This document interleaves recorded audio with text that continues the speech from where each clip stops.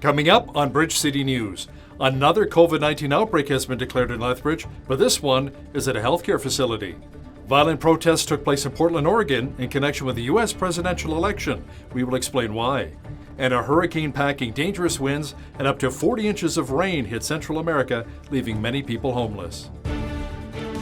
Your nation, your province, your southern Alberta. From the heart of Lethbridge, it's Bridge City News with Hal Roberts. Thanks so much for joining us. A COVID-19 outbreak has been declared at Chinook Regional Hospital in Lethbridge. Alberta Health Services says 3 healthcare workers have tested positive for the virus. Officials say at this point, no patients have been infected. AHS says contact tracing is now underway. To ensure everyone's safety, AHS says visitors will be restricted to end-of-life situations only. Pre-planned exceptions will be considered for labor and delivery, pediatrics, and NICU. The AHS says all hospitals, including Chinook Regional Hospital, follow rigorous infection prevention and control standards. Lethbridge Police have also confirmed 1 case of COVID-19 at the LPS. Contact tracing was done and a number of other employees have been asked to self-isolate. Lethbridge Police are working with Alberta Health Services to minimize the impact. After a year-long investigation, Lethbridge Police assisted Alberta's Safer Communities and Neighbourhoods scan unit in shutting down a drug house at 71 Stafford Road North. Now, at one point in the investigation, 4 days of surveillance revealed 156 people entered the property. Sheriffs have boarded up the house and no one is permitted inside. Inspector Mike Letourneau says the community members were helpful in shutting the property down.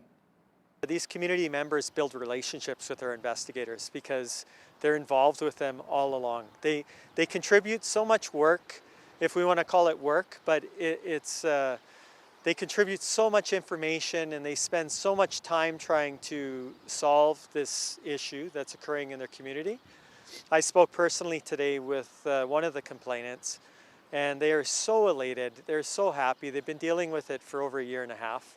And it's they describe the kids that are living in the neighborhood. So there are kids 2 doors down, there are kids next door, and it changes the way people live their lives. So they're out walking their little dog today in front of this property and very happy. Lethbridge police officers who are dealing with mental health struggles now have a new resource available for help. LPS is the first detachment in the country to have access to an application called Cortico, which has over 40 modules that will assist officers in a wide variety of ways. Supports from anywhere from anger, stress management, there's substance abuse things that people are potentially struggling with, alcohol or those types of things. There's self-assessment tools in there where you can self-assess your mental health. There's nutrition, there's sleep. There's sleep articles, etc., to help enhance your sleep, because we know shift work is tough on our people. Those types of things, fitness specific to yoga, other fitness programs, those types of things, stress management. There's some things you having actually to deal with financial help, those types of things, financial planning, and even retirement, if you can believe it. So it's got a wide swath of a number of things that we think that we want as a police service. The app is set to be rolled out sometime within the next couple of months. Alberta Health says there have been 800 new COVID-19 cases identified over the past 24 hours. 9 hospitals across the province are experiencing outbreaks, including right here in Lethbridge. Alberta's Chief Medical Officer of Health, Dr. Dina Hinshaw, says the rise in cases is concerning. It is most concerning because it means that the measures that we introduced 10 days ago, which may have helped cases plateau over the last few days, are not having enough of an effect. It means that in about 7 to 10 days from now, our hospital numbers will rise further, which means that care for Albertans with other issues besides COVID will be impacted. One significant concern I have is novel coronavirus cases are rising in both the Calgary and Edmonton zones. AHS says the Calgary zone now has 2,610 active cases, while in the Edmonton zone, it's up to 2,642 cases. Here in the South zone, there are 333 active COVID-19 cases, including 164 here in Lethbridge. Across the province, there are currently 6,230 active cases of COVID-19. There have also been 343 deaths attributed to the virus. Now, the good news is that so far close to 24,000 Albertans have recovered from the coronavirus. Canada's first case of the rare swine flu has shown up in central Alberta. Our province's Chief Medical Officer of Health, Dr. Dean Hinshaw, says the influenza A H1N2V case was detected in mid-October after the patient showed up at an emergency department for medical care. When a case appears with a human, it's called a variant virus, and a V is added to the end of the name, hence the H1N2V. Hinshaw says the individual is self-isolating. Officials say this is the first reported case of the virus in Canada since 2005, when reporting became mandatory. This week marks Down Syndrome Awareness Week in Canada. Down syndrome is the most frequently chromosomal congenital anomaly in Canada. As Micah Quinn explains now, one local man who has Down syndrome says the awareness serves as a reminder that people with this condition deserve to be treated just the same as anyone else. Matt McNeil is just like any other person. He works, interacts with others, and rides his bike. The only difference is he has Down syndrome. McNeil says it's vital to advocate for Down syndrome. It's because of it's going to spread information to people who may not know about Down syndrome and how they want to know about more about it than not getting information, and how they want to treat people differently when we don't want to get treated differently. McNeil says that he loves to be independent in his daily life. So I mostly bike to work every time. Sometimes I take a taxi on my own, live with 2 other roommates. The Canadian Down Syndrome Society says that Down syndrome occurs in approximately 1 in every 780 babies that are born. Canada does not keep specific statistics on Down syndrome, so we don't have a precise number on how many Canadians are here right now that have Down syndrome, but it definitely is in the tens of thousands. Halpin says the more that people are educated about a disability like Down syndrome, the more they will be able to accept it. And it's so simple to do. You can do something as small as wearing mismatched socks during Canadian Down Syndrome Week. To show that really what makes people unique makes us awesome. Halpin says that Down syndrome should be focused on year-round and not just 1 week, and she's encouraging others to do so. For Bridge City News, I'm Micah Quinn. The Royal Canadian Legion General Stuart Branch in Lethbridge raised the poppy flag today at City Hall. It was in declaration of Veterans Week. Staff from the Legion say that this is just another way for the city to show support for veterans in our community. The government a few years ago actually dedicated a whole week for Veterans Week in 2005, and we've done that ever since. And it helps to bring to light to the citizens, not just Remembrance Day, but we're getting to start to think about remembrance. And I would encourage any citizen, as you walk past a poppy box, is to stop and grab a poppy, because it's showing your respect to the veterans throughout Veterans Week, not just on Remembrance Day. During Veterans Week, 4th Avenue in Lethbridge between 9th and 11th Street will be temporarily renamed Veterans Avenue. A new collaboration between the Canadian Armed Forces and the University of Lethbridge has been forged. Dr. Trishar Patel from the Biochemistry Lab at the U of L has teamed up with Sergeant Michael D'Souza with the Southern Alberta Light Horse Regiment, and they'll be heading up the new operation. We're studying RNA viruses, specifically with hantaviruses, which is my project, a potential bioweapon that can be used against civilian targets and economic targets such as shipping and storage spaces. We're also working on several other RNA viruses such as JEV and Rift Valley and Zika virus, and as well as a part of us are working on coronavirus as well. Our project is trying to work in collaboration with the Department of National Defense in order to build research that can lay the foundations towards therapeutics against hantavirus and potentially other like single-stranded RNA viruses that can be used as weapons. The Mayor of Sterling, Alberta, and the owner of a popular restaurant in Sterling were put behind bars today for a good cause. The Jail and Bail fundraiser will raise funds for their local volunteer fire department.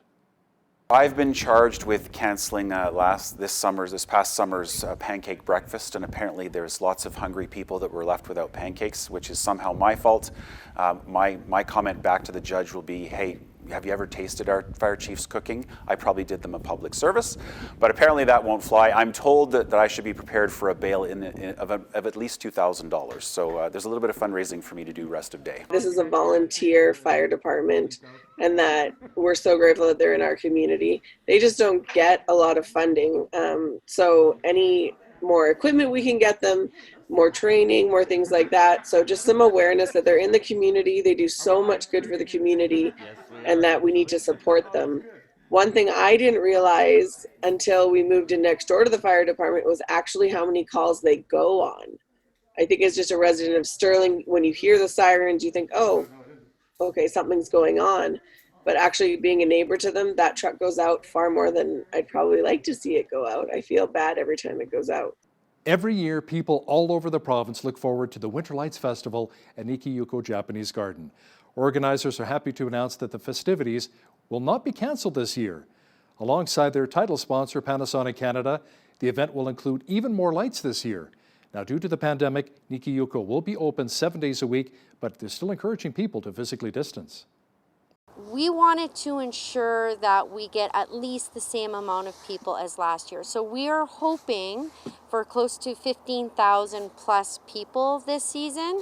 And by doing so, this will be able to give people a more intimate experience of the garden as well. Because last year when we were only opened for 3 or 4 days, we had sometimes 500 people in an hour, and it was that very intense crowd and long lineups. So this year, that should be mitigated by buying online, coming and having your experience, and not having that same traffic amount. So, and we are open more during December this year, and we're going straight through to the end of January. With Nikiyuko, because what that allows them to do is to bring some projection to their anime stories, so that they're going to have a number of storyboards throughout the garden. So we actually have a formal program for Canadian cultural institutes where we partner with them, and it's great because we haven't partnered with one in Lethbridge yet, so this is brand new for us and for Lethbridge. Tickets are available and can be purchased online. The Alberta government reached a deal with Ottawa that will keep the province in charge of regulating methane emissions. Alberta's methane regulation is estimated to cut more emissions by 2030 than the federal initiative. The province says it will do so at half the cost to the industry. In a release, the province said the provincial methane regulation will save job creators time, money, and resources while keep investment in Alberta. A Canadian legal advocacy agency is upset that many provinces have cancelled medically necessary surgeries for Canadians. The Justice Centre for Constitutional Freedom sent letters to health ministers across Canada demanding answers. Joining me now from Vancouver, BC is the president of the Justice Centre for Constitutional Freedoms, John Carpe. John, many of the surgeries were cancelled because of COVID-19 lockdowns and a recent wildcat strike here in Alberta. What answers were you looking for in your letters? And we've asked how many surgeries were canceled.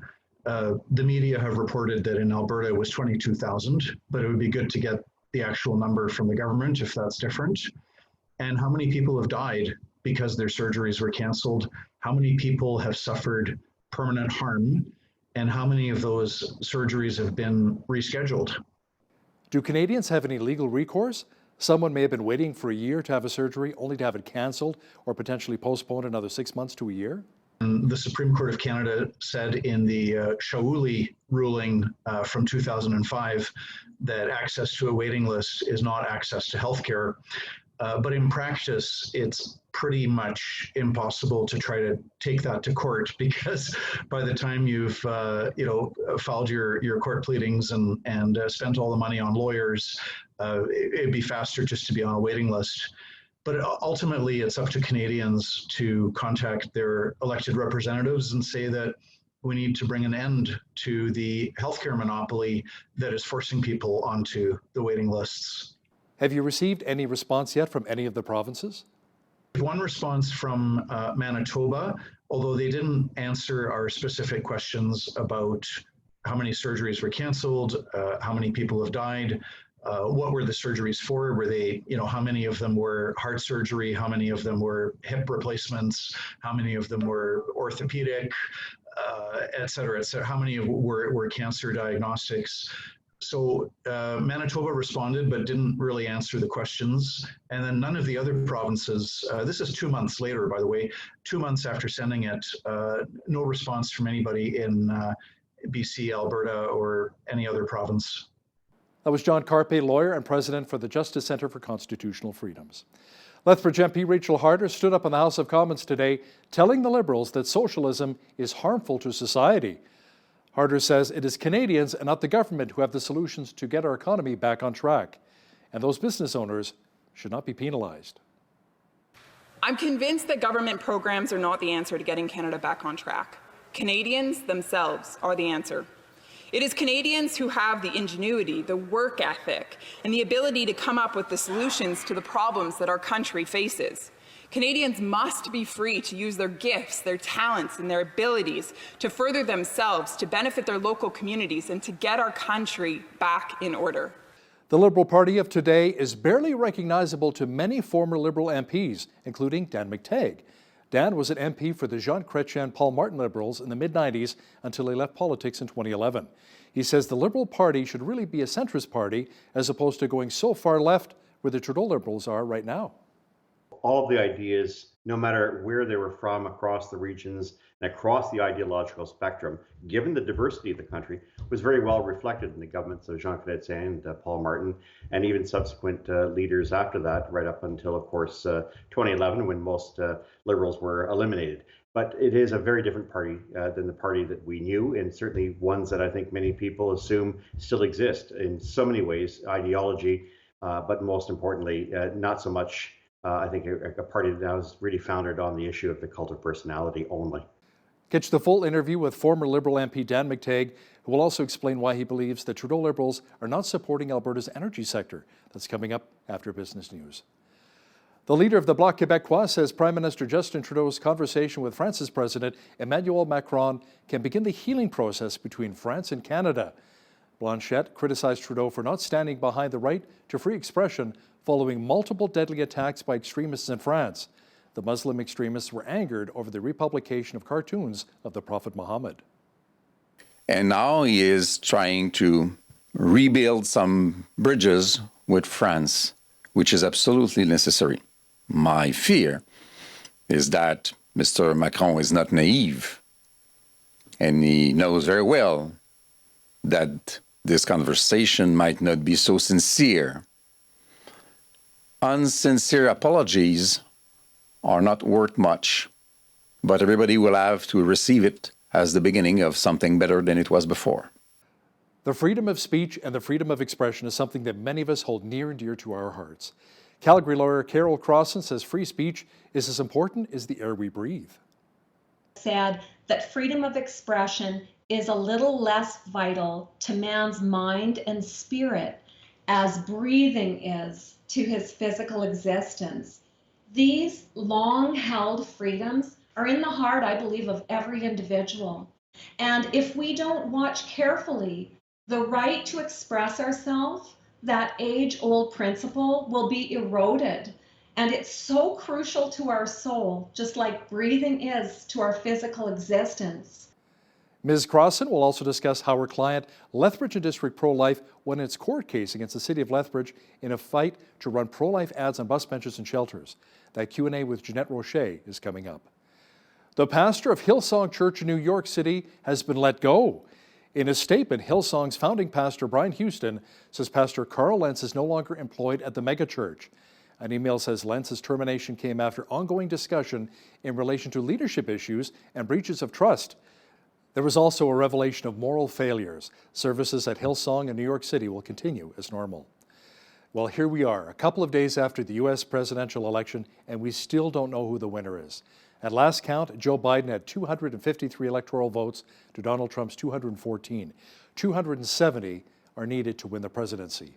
The states still up for grabs include North Carolina, Pennsylvania, Nevada, and Georgia.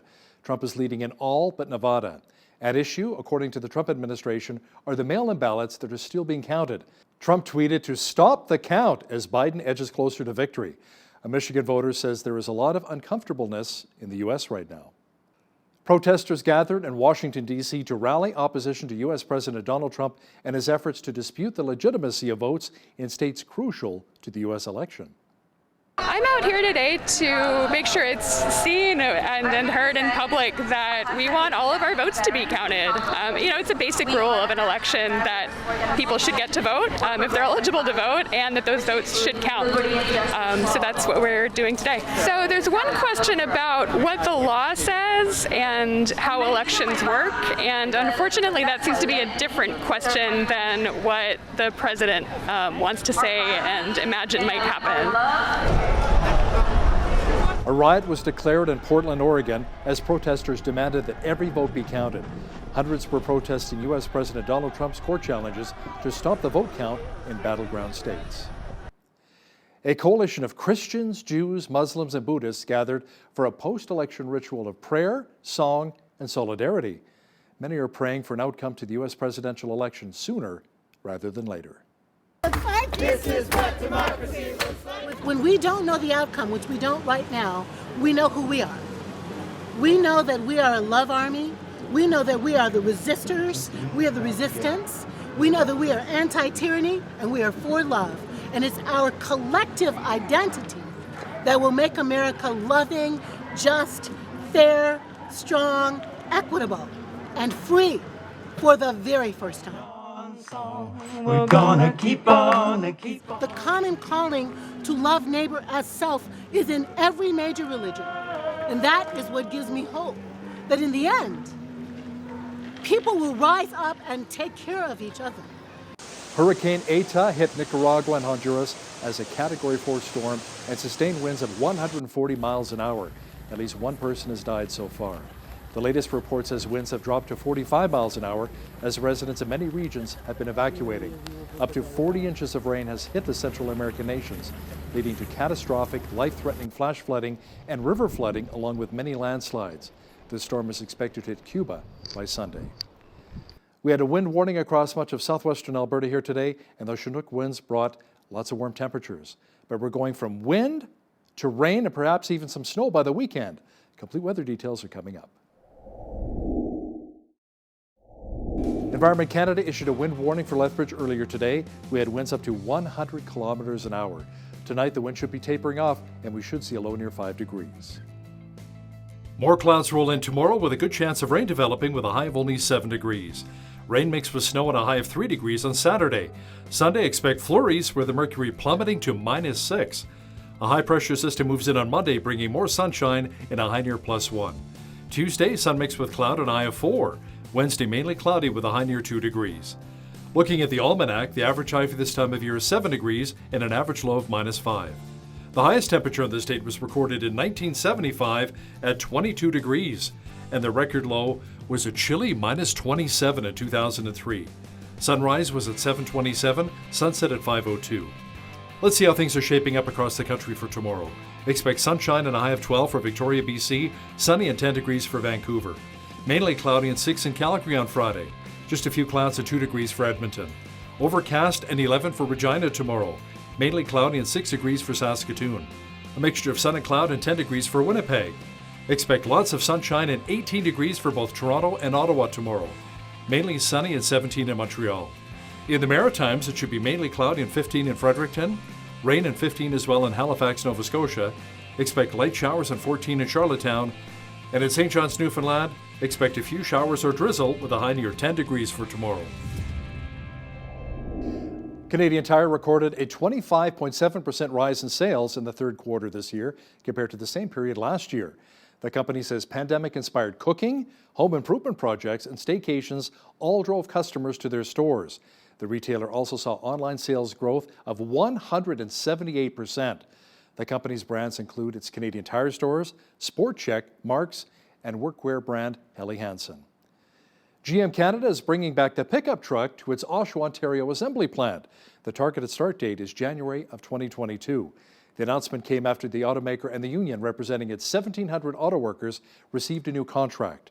The return of the pickup production is a huge win for Unifor after GM ceased vehicle production at the plant last December. GM pledged to invest up to $1.3 billion in Oshawa with expected hiring of 1,400 to 1,700 hourly workers. It also promised smaller investments at its plant in St. Catharines and the Woodstock Parts Distribution Centre. Ottawa is proposing policy changes with fines to ensure that all online streaming platforms operate under the same rules as traditional broadcasters. The regulations put forth by the Trudeau Liberals will focus on clarifying that platforms such as Netflix and Spotify will fall under the Broadcasting Act through a new category called online undertakings.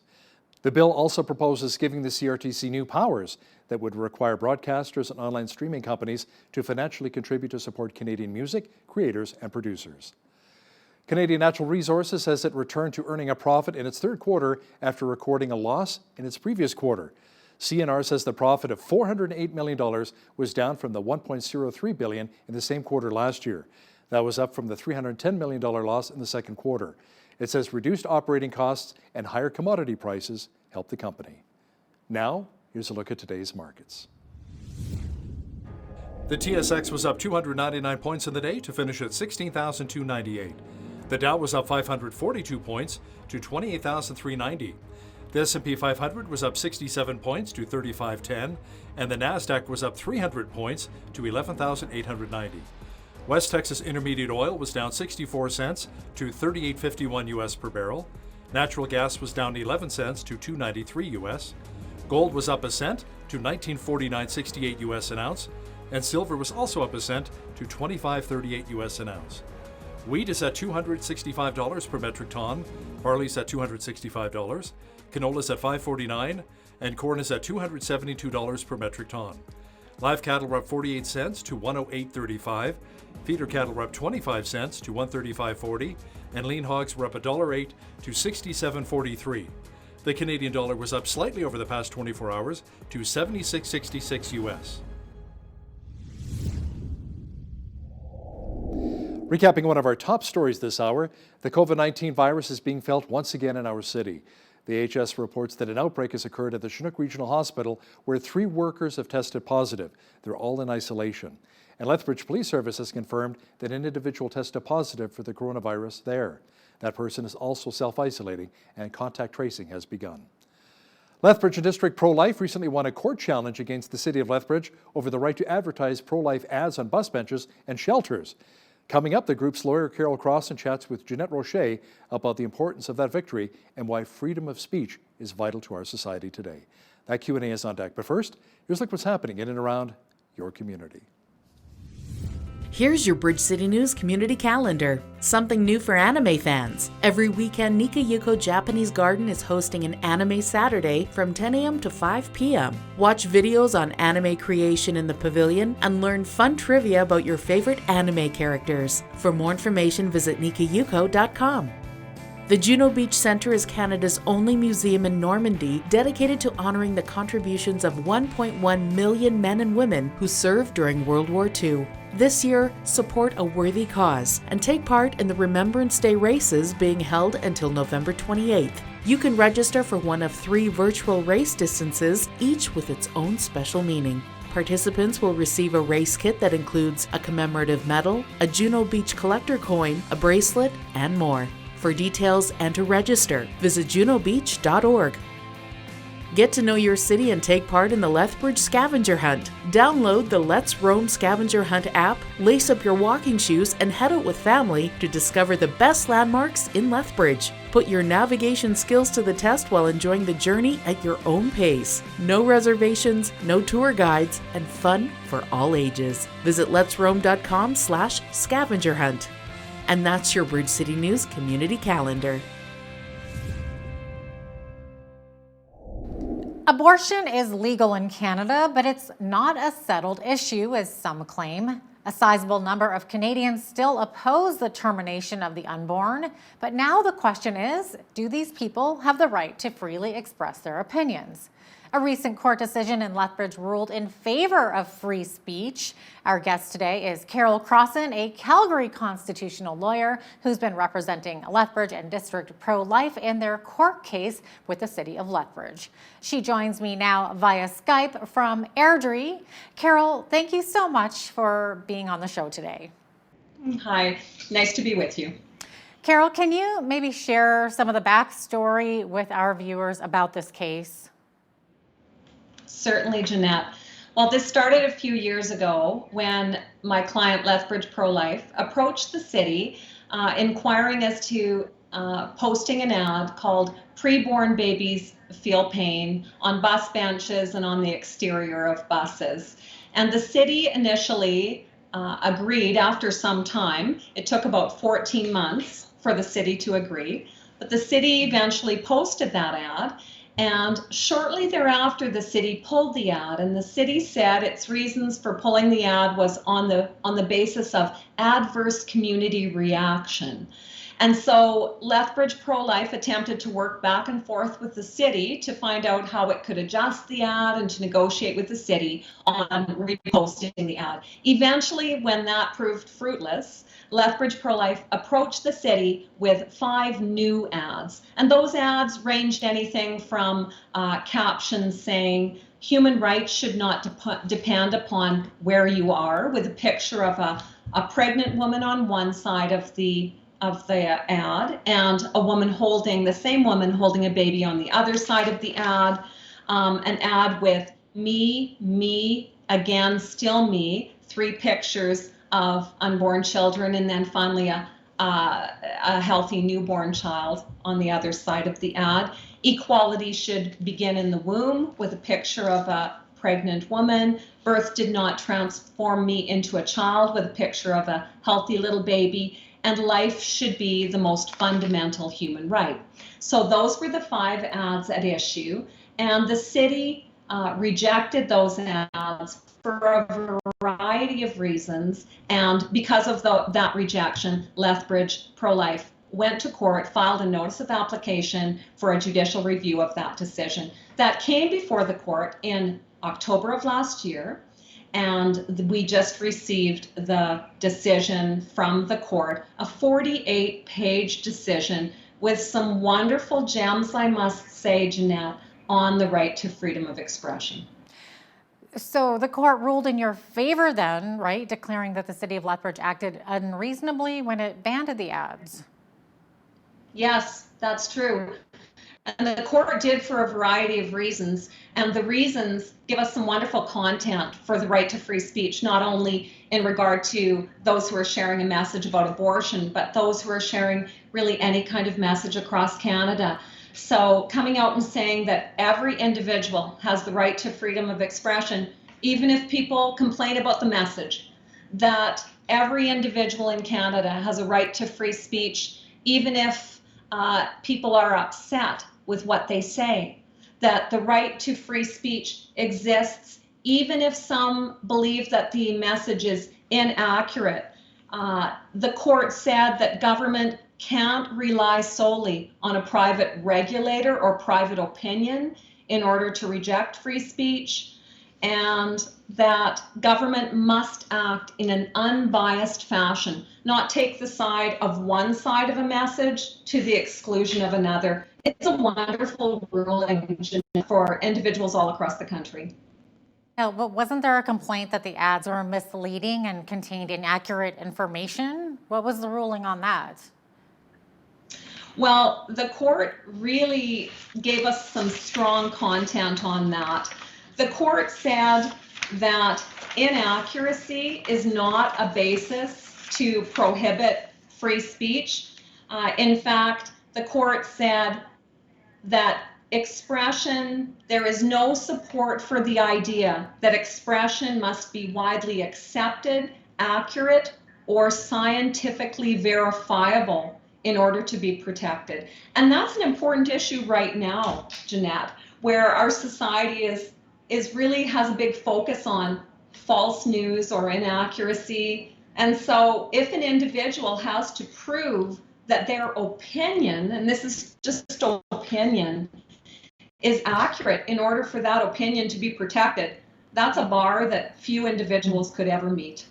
And it seems that there's many in our society that feel that if unpopular and offensive viewpoints are expressed, and if there's a public outcry, then shutting down those opinions is justified. So did the judge have anything to say about that? Well, the judge agreed that the right to free speech is for the majority opinion. He said that freedom of expression is meant to protect minority opinions from being drowned out by the majority. And he also spoke to the issue of upset. because there's the idea often that you have the right to free speech unless you offend someone or upset someone. Well, he said the opposite. He said that a strong and healthy democracy requires a willingness on the part of the public to accept that the expression of opinion and ideas may at times shock, offend, and even disturb people. Oh, interesting. He came out very strong, but you know, his opinion does not vary from the jurisprudence in Canada on free speech. It in fact strongly accords with that jurisprudence. That's what the court has said for years. Okay, now the court also found that the city was biased because in part the city only looked at the negative responses to the ads and didn't take into consideration positive responses as well. So any idea why government bodies seem to do this so often? I think sometimes the state loses sight of the fact that they're to be neutral on issues, and sometimes perhaps their personal opinions play into their decision making. And so this is a return, this decision is a return to the idea that the state has a duty to remain neutral on these issues and to treat both parties fairly. What are the options now for Lethbridge Pro-Life? Can they now freely run the ads again, or could the city once again refuse to allow them?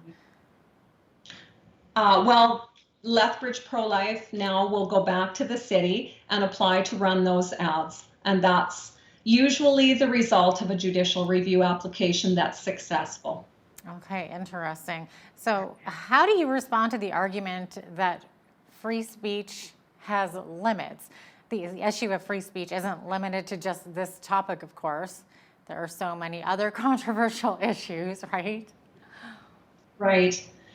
Well, you know, free speech does have its limits. And in the court judgment, Justice Gates referred to those limits in referencing another case at the Alberta Court of Appeal. And in that case, the justice said that speech that breaks the law, illegal speech, is not permitted under our Constitution. And this in no way was illegal, hateful speech. It didn't breach the criminal code. It didn't breach human rights legislation. And so those are the appropriate limits that apply to freedom of expression. And then talking about like how there's so many other controversial issues out there. So there's been issues where university professors, for example, are being suspended or fired for simply inviting civil debate and discussion. So why does this kind of thing seem to scare academic leaders? This used to be what universities were all about, right? Yes, it's very unfortunate, Jeanette, and a lot of what I do is litigation in the area of free speech. And it's unfortunate when society starts to move in the direction of muzzling viewpoints that personal individuals, you know, they feel are upsetting or offensive, or they don't accord with their message, because the very lifeblood of a democracy is the exchange of ideas. Justice Gates cited an old case in the judgment where he says, history has repeatedly demonstrated that the first step taken by totalitarian regimes is to muzzle the media and then the individual in order to prevent the dissemination of views and opinions that may be contrary to those of the government. We don't want to see that happen, because that same judgment said if these exchanges are stifled, democratic government is threatened. The only way we move ahead in society is if people feel free to have civil debate on issues. And in the past, that's how we've progressed. At the time certain messages come out, they're often not appreciated, and there is some pushback, but our society progresses when we move ahead. We think of many of the movements in the past that at their time there was a lot of upset created. I think of the civil rights movement, I think of the suffragette movement. A lot of the issues that now we accept, issues to do with racism and equal treatment, that we accept there should be equality and fairness, because individuals years ago spoke out when there was some pushback and some change was made because of it. We can't afford not to let voices today speak out in like manner. I think you just answered my next question. So, if the movement towards stifling debate and free speech should actually prevail in Canada, what would the consequences be for our society? Well, I think the consequences, Jeanette, would be that we as guardians of the gate, those who are trying to protect these long-held fundamental freedoms, would see the erosion of those freedoms. There's a wonderful quote from an old case, and I love to quote it, and Justice Gates quoted it as well, where in an old case, justice from the Supreme Court of Canada said that freedom of expression is a little less vital to man's mind and spirit as breathing is to his physical existence. These long-held freedoms are in the heart, I believe, of every individual. And if we don't watch carefully, the right to express ourselves, that age-old principle, will be eroded. And it's so crucial to our soul, just like breathing is to our physical existence, that we need to guard that right for expression on either side of every issue so that we can continue to flourish as a democracy. And looking ahead, Carol, where do you see the free speech issue and also the abortion issue headed over the next decade or so? Well, I can't really speak to the abortion issue myself because I'm a free speech lawyer, and that's really the legal basis on which I stand to support these clients.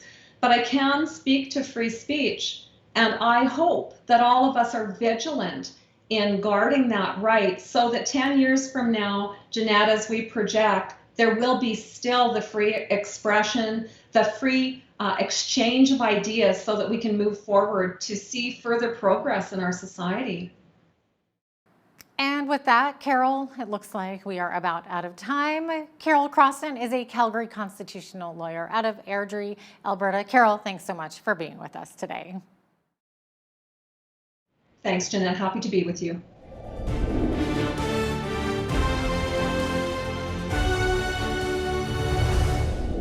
Dan McTagg was a Liberal MP for Pickering-Ajax and Pickering-Scarborough East from the mid-90s until 2011. Dan is now a businessman who runs Canadians for Affordable Energy, a company which supports Canada's energy sector. Today, we're not here to talk so much about oil and gas, but about how Dan barely recognizes the current Liberal Party of today compared to when he was a member of Parliament. Dan, how is the Trudeau Liberal Party different from when you served under former Prime Minister Jean Chrétien? Well, the party I knew, grew up with, spent 38 years in, devoted half of that time as a member of Parliament and some of that on the front benches as a Privy Councillor, was really a balanced, moderate party, a party that had struggled with, obviously, with national unity, struggled with debts and deficits, struggled, of course, with ensuring that all representation in the country was honored. The previous time, of course, you saw no representation or very little representation out west. So an effort was made to ensure there was as much inclusiveness as possible. All of the ideas, no matter where they were from, across the regions and across the ideological spectrum, given the diversity of the country, was very well reflected in the governments of Jean Chrétien and Paul Martin, and even subsequent leaders after that, right up until, of course, 2011, when most Liberals were eliminated. But it is a very different party than the party that we knew, and certainly ones that I think many people assume still exist in so many ways, ideology, but most importantly, not so much, I think, a party that now is really founded on the issue of the cult of personality only. So Dan, why do you think Justin Trudeau has moved so far to the left? The old Liberal Party was more of a centrist party, was it not? It was. It was a very, big tent party. Everyone brought in ideas well respected, ideas shared, often debated. You won a few, you lost a few, but at the end of this, you still had a place there. Trudeau came in with two factors. One, the party recognizing that its lunch had been eaten by Jack Layton in 2011, and that it was either going to be a right or left situation. It gave, of course, Mr. Harper quite a bit of room to maneuver back to the center. The decision was made by Trudeau and his group that he would take over the far left. In fact, it wasn't lost on most that in the 2015 election, Mr. Trudeau was more NDP than the leader of the NDP at the time, Thomas Mulcair, in terms of deficits and spending and responsibility. That had been completely thrown out the door in favor of let's just do what we want, let's spend with abandon, let's bring in all sorts of wonderful ideas that'll re-energize the young vote, in particular pot legislation. A terrible thing to think about, that's really legislation that was the most important thing the government could bring forward. But that's really where I think things came off the rails. Then, of course, we see a government here that has no difficulty, no trepidation whatsoever in engaging in battles that are regional and causing frustration, the likes of which we haven't seen in 30 to 40 years. Dan, many Canadians are concerned that the Trudeau Liberals are leading Canada towards a socialist government. Now, do you share that same concern? And if so, why? I think so, and certainly the pandemic has permitted them to pretty much spend with abandon, to bring in ideas of a guaranteed annual income, but also I think to create a bit of a wedge so that if people have a traditional view, whether that be in terms of energy versus climate, whether that be religion, whether that be language, whether that be concerns about migration, all of these issues which were once debated in a very healthy and open way, not just within the Liberal Party, but across the country, I'm now seeing a sort of divide and conquer of this sort of moral absolutism. And it really does fall into the category of it's either our way or there's no way. Very typical of the socialist dialogue, which of course goes along the lines of, if you don't agree with us, then you must be a terrible person, or using language that is condescending, that debases somebody simply because they bring forth a legitimate point, or they simply brand them as xenophobics, racists, the climate deniers, take your pick. These are things that Liberals would debate in the past, and debate from a position of respect and responsibility. They don't do that anymore. It's simply easy to label, pay some in the media $600 million a year, pay the CBC $1.6 billion a year, and you'll have a, if you will, a fifth column supporting this kind of nonsense. So the party hasn't just changed, it's also been able to change the narrative, and it's a very dangerous one because it risks not only damaging the unity of the country, but also I think the social fabric which has kept this country together over years. You know, my father used to say it's my way or the highway. It didn't work for me then, and it doesn't work for me now. Now, Dan, you must keep in contact with some of the current Liberal MPs. Are they also concerned with the direction that this government is headed? Privately, they are, but many of them recognize that they wouldn't have been elected without the name Trudeau. The name Trudeau, for a lot of people, evokes this idea of strong Canadian government, independent view, experimenting with new policies, and sort of differing ourselves from those terrible American politicians and the way they do things down there. It's a little bit of contempt, and it's certainly not justified. It's for that reason I think many of us are concerned, and I think I have spoken to some former Liberal senators, some of my former colleagues as well. You won't hear them being involved at all. They're not going to take to the airwaves. They're not going to talk about these things. They're not going to talk about affordability, but they are very, very concerned. This is not in any way, shape, or form the same Liberal Party that we remembered just a decade ago.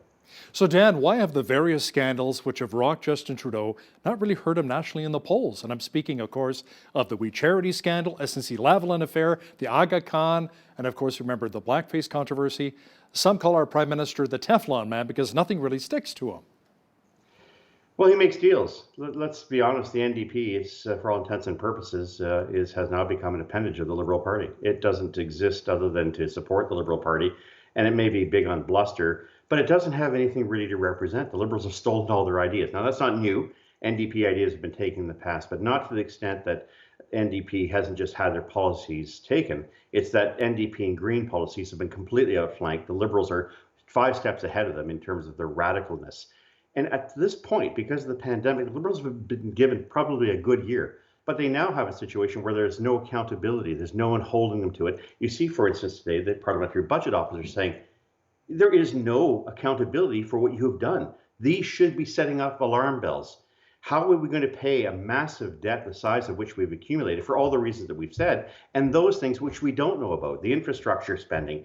We can talk about the scandals about we and SNC-Lavalin. That's small stuff compared to the fact that there has been no rigorous accountability in the rules that have traditionally applied to spending to maintain our financial integrity in this country have now been completely thrown out the window. It's not just dangerous for the Liberals. It's very dangerous for every Canadian who pays a tax in this country and for the next generations to come. We're in very serious, deep trouble in this country financially, and that's likely to allow, well, parties like the Bloc Québécois to say the country's bankrupt and broke. Let's just move on. Let's do our own thing. So What you reap, you now sow. And I think the Liberals, particularly Trudeau, all of those things that he's done over the years are now starting to come to gather fruit for those who do want to see harm to this country. You know, many in Alberta feel a real disconnect with Ottawa right now. What can the Liberals do to really bridge the gap with not just Albertans, but many of the prairie provinces? Well, I'd say get rid of Mr. Trudeau, but I think you have to understand that the people behind him are the same ones that created division and rancor, for which we're still paying for here in Ontario with hydro rates. We just saw another increase on the weekend. The ideological underpinnings of the people around the Trudeau gang are highly elitist. They are highly deferential to their own group, and they're highly exclusive. And it's not, by the way, we talked a little bit about other things where there's exclusion. Age is also an issue with them. They don't like people who have experience, and they don't like people who can stand up and who can debate. It's one of the reasons why this Prime Minister is the first Liberal leader I've known who allows and encourages, in fact, brings in his own Prime Minister's staff to take notes on errant MPs who might say something bad about the Prime Minister. It's not just a Teflon Prime Minister, it's that this Prime Minister has no clothes. The Emperor literally walks around and is saluted everywhere he goes. He doesn't have a lot of opposition from the inside, and it doesn't seem like he has a lot of accountability from the media. Hopefully, perhaps there might be a Biden presidency, I don't know, but that allows some Canadian media to take its attention off our obsession with the US politics and Trump and start focusing on what have been the misdeeds of this Prime Minister, who by any account should not be the Prime Minister of this country, certainly if we want to maintain the financial and unity of this nation, which is badly fragmented because of Justin Trudeau's divisive policies. And it's not just language, it's not just regionalism, it's not just age, it's also his energy policies, which have been deliberately designed to destroy and to undermine Canada's most important economic engine, its oil and gas sector. I'm not here to preach for the oil and gas sector. I'm simply here to say that without it, I won't have a pension, my family physician won't have a job, nurses and teachers will have a hard time making go. Social programs are on the line. You can't do away with the most important sector in this economy while spending through the roof, as Justin Trudeau has done. So why do you think the Trudeau Liberals are so dead set against Alberta's energy sector? I mean, doesn't the Prime Minister realize that there are billions of dollars sitting on the table with oil and gas that can contribute to our economy and help bring down that $1.3 trillion debt and maybe help get the budget under control during a pandemic? Well, let's put the facts in perspective. If I were to get rid of the oil and gas sector tomorrow, how would I make up the $60 to $50 billion a year in revenues it generates in economic activity? How would I maintain a Canadian dollar, which is reliant very much on our greatest exports and whose devaluation would mean massive inflation in Canada? That doesn't just include the fact that 10 to 20% of your economy would be flat on its back. Most people would be out of work. And by the way, I'm from Ontario. I'd like to remind Ontarians that $161 billion in purchasing of financial assets, of insurance to banking to things like manufacturing. That's $40 billion a year in economic activity to my province in Ontario because of a healthy oil and gas sector. So if Canadians in my area, in my former riding, think that that's nothing to sneeze at and you can just walk away from it, go ahead. But if you're a nurse, you're a teacher, you're working for the public sector, you're depending on social safety nets, say goodbye to them, because what the Prime Minister has done in this country is undermine the most important, significant economic engine that we have, while at the same time creating an environment that makes it impossible for us to repay those debts. Now, of course, you can talk about modern monetary theory and all these wonderful, wacky left-wing ideas. You got to pay the piper sooner or later. We borrowed a lot of money. You got to kind of pay it back, and you can't pay it back if your economy isn't just not growing, it's actually stultifying. It's actually in free fall, which the Canadian economy is right now. Dan, what can the Trudeau Liberals do to really strengthen our relationship with the United States? Many would argue that it's quite strained right now. I'm not sure what can be done. I think the Prime Minister has to make a decision on Keystone XL. I think that's the first one. Whoever the President of the United States is going to be, especially if it's President Biden, who isn't just about to take a steamroller to the entire energy sector of the United States. By the way, good luck with that. The Americans will get an experience of what we've been having up here for quite some time about what happens when you do that. But Keystone XL has to go through. The Americans need our oil. I want to make that really clear. Venezuela can't sell it. Iran can't sell it. Mexico can't sell heavy oil. Half of the U.S. refineries in the U.S. Gulf Coast and the U.S. PAD 2, which of course is the U.S. central market, requires heavy Canadian oil in order to process, and they've made massive investments in upgrading those refineries. So if you don't have a Keystone XL, good luck with that, because Canada isn't just Canada that's going to suffer, it's actually Americans. And last time I checked, they still need diesel for transport, they still need diesel to run their armed forces, their tractors, and their mining. No one has that kind of heavy oil, and those who think it's just not important, or it's trivial, or it's dangerous, or whatever the case may be, are dreaming Technicolor.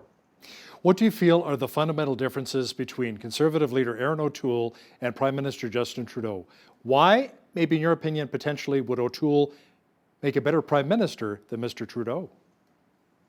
Well, I know Erin very well. I know him. He was part of his area where he represents Durham was actually part of my old riding in Uxbridge. So we've had similar areas over different times. Distinguished himself radically from Justin Trudeau, not just on the financial side, but to find a way in which he can find a middle road. I think it's probably helpful. He's good friends with the Premier of Alberta.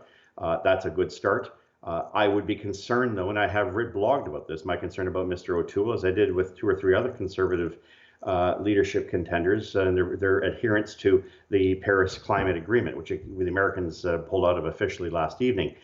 The concern I have is that it imposes a very significant restriction on Canadians, does not give us credit for the natural gas and the clean energy that we've developed. It doesn't even use the proper date. We were a country that went to natural gas and made those conversions away from coal and other forms of fossil fuels before 2005. Now you're saying, well, you have to still get 30% less than 2005. Easy for our friends in the United States to do that. They did it after 2005. So, when the Prime Minister signed that little agreement, and we hear Mr. O'Toole and others saying, hey, maybe we should stick with it, I think we have to really understand what it's done. China's about to build 300 to 400 coal plants and increase in perhaps as little as 1 year, what Canada uses in about 2 to 3 weeks in terms of emissions. We have a solution. Let's get that natural gas over to them. But we don't get credit on the Paris Climate Agreement for that. I think if Mr. O'Toole were to demonstrate to folks like me that he's serious about being responsible, it would be to ensure that you don't stay on to an agreement that does so much fundamental damage to Canada's economic aspirations. Former Liberal MP and now President for the Canadians for Affordable Energy, Dan McTeague, thanks for joining me today from Oakville, Ontario. Good to be here. Thanks for having me, Hal. On behalf of all of us here at Bridge City News, I'm Hal Roberts. God bless and thanks for watching.